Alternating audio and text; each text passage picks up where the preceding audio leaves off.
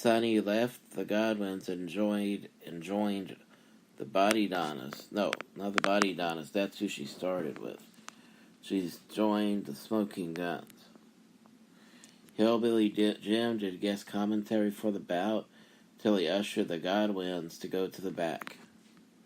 So let's see. The next match on Nitro was DDP defeating Sergeant Craig Pittman. The heavyweight title match was next, where Shark lost to the Giant, and I believe Big Bubba Rogers came in and had the one half of the Shark's hair, to where half of his remaining half of his remaining hairline was bald. The TV title match, Max lost to TV champion Lex Luger, and Bobby Walker defeated Brad Armstrong. Let's see. In the main event of the King of the Ring qualifying match, Vader pinned Ahmed Johnson after Owen Hart, who did guest commentary for the bout, came off the top rope with a double X handle using his arm cast against Ahmed Johnson's neck. And then Ahmed covered Vader following a spine buster. After that happened, Vader made the pin and he qualified for the King of the Ring. And other segments included highlights from the blacked out portion of the previous night's pay-per-view, which were not televised, and also featured the $1 Million Man, Ted DiBiase, challenging Savio Vega to face Steve Austin in a rematch of the Caribbean strap match, and to make him want to take part in the match, DiBiase put his WWF career on the line. Okay.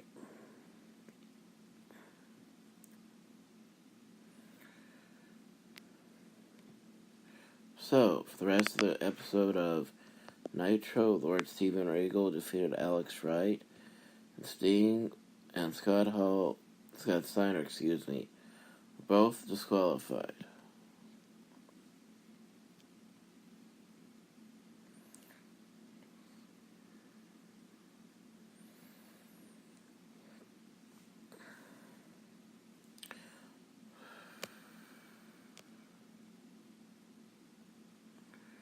Okay. Next episode is June 3rd, 1996. Asheville Civic Center in Asheville, North Carolina on Nitro. Before John Tenta went against Big Bubba, John Tenta said, "I'm not a shark, I'm a man. My name is John Tenta." And he said that he was going to keep the half of his head shaved off or cut off because people see it every day, and he wants to remind himself of what Big Bubba did to him. So he went against Big Bubba, and Big Bubba got counted out when Jimmy Hart said, "Not now, not now." Like, wasn't important at the moment. Like, he wanted him to wait until later on. Then, the beginning of Monday Night Raw, Steve Austin defeated Bob Holly via submission with the $1 Million Dream. And Mankind defeated Barry Horowitz with a mandible claw.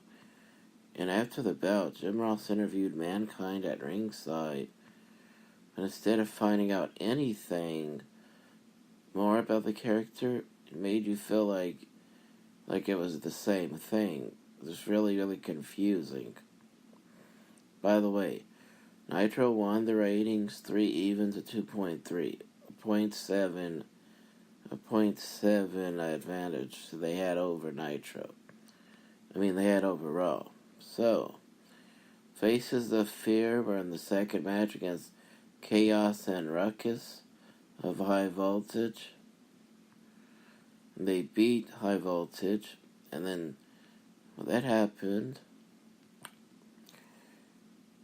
Okay, already said the second match. Okay, so the third match was Sergeant Craig Pittman beating Disco Inferno by submission. Henry Godwin and Phineas Godwin beating Techno Team 2000 after Henry hit his finisher. Sonny did guest commentary for the bout, and during the match, the Bonnie Donnas gave out an address to write to for those looking to become their new manager. And Lord Steven Regal defeated Jim Duggan. Kevin Sullivan defeated Prince Iakea. Arn Anderson and Ric Flair defeated the Rock and Roll Express. When Flair defeated Robert Gibson, or made Robert Gibson submit. The Giant successfully defeated I-Train, defended his heavyweight title by beating I-Train with the chokeslam. Scott Norton defeated Hugh Morris. And before I say the main event for that, let's go to the main event of Raw. In the main event of Raw, Jake the Snake Roberts defeated Hunter Hearst Helmsley with the DDT to qualify for the King of the Ring. What I remember about this is how finding out that Triple H, Hunter Hearst Helmsley, was actually supposed to go to the King of the Ring and win it because of his response from the crowd, how popular he was getting. But prior to Scott Hall showing up on Nitro, Kevin Nash lost to Shawn Michaels, if I'm not mistaken. Scott Hall and Triple H came out, Hunter Helmsley, and all four of them hugged in the curtain call fiasco. So I found out that he started to actually lose a bunch of matches, Triple H did, and this was one of them.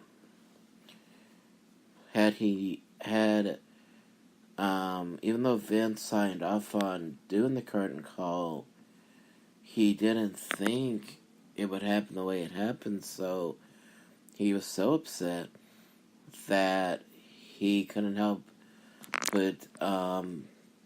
but feel the need to do something in response to that. So Triple H, knowing that Hall and Nash were out of the company and knowing that Shawn Michaels was the heavyweight champion, he said to himself, okay, I'm going to have to pay for this myself. So he knew the next day he was going to have to meet with Vince, and he knew he was going to have to pay some dues for this. So that's one of the examples, and one of the times when he had to lose because of that. In the main event of Nitro, Sting and Lex Luger, who were still tag team champions, they defended the titles against the Steiner brothers, but it went to a no contest. So the people had to come out and calm them down. While that happened, Scott Hall came out again, asked for a challenged again. This time Sting walks right up to him, the commentary table, and he said, "Do you know where you're at? You're in the jungle, baby. This is WCW." And he said, "You've been talking the last 2 weeks about getting a partner. I don't see your partner, I just see you and me. Why don't we do this here?" He said, "I got no problem with that. There's only one problem I do have. Nobody tells me when or where to do something." So he threw the toothpick at Sting's face. Sting moved Bischoff out of the way. He slapped Scott Hall, and that's when Scott Hall ended with, "Next week, I got a big surprise for you." And you could see, and I remember as a kid, when that happened, I remember figuring out that it was Kevin Nash coming out next week. And let's see at the end of Raw. That was the end. That's right. Because of what happened the week before between Ahmed Johnson and Goldust, where Goldust tried to help Ahmed Johnson, but I'm not even going to say what he did because it's something I cannot bear to repeat. I can't even watch it, to be honest with you. Ahmed Johnson was so mad that he was looking for Goldust everywhere and he wanted to kick his butt. So Gorilla Monsoon announced them having a match for the Intercontinental title at the King of the Ring. And also, they featured an announcement that Shawn Michaels and Davey Boy Smith would have a rematch for the probably for the WWF title at the King of the Ring. And also, Vince McMahon conducted an in-ring interview with Goldust, and they featured Clarence Mason calling in and stating, even though the lawsuit against Shawn Michaels was thrown out, he planned to sue Gorilla Monsoon for aggravated assault and battery. But all of that is, BS. Okay.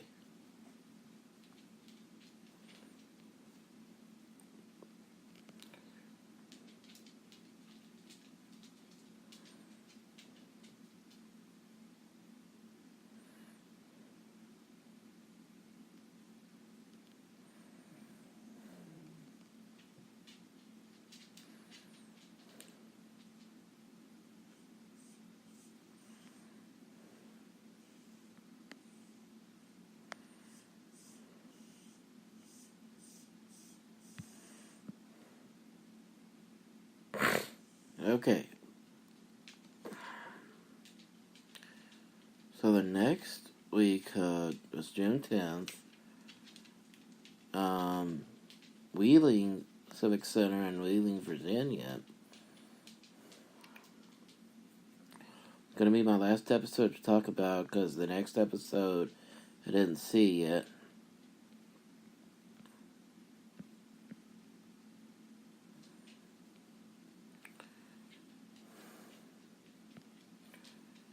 Fayetteville, North Carolina for Monday Night Raw. I don't remember seeing this either. Hold on.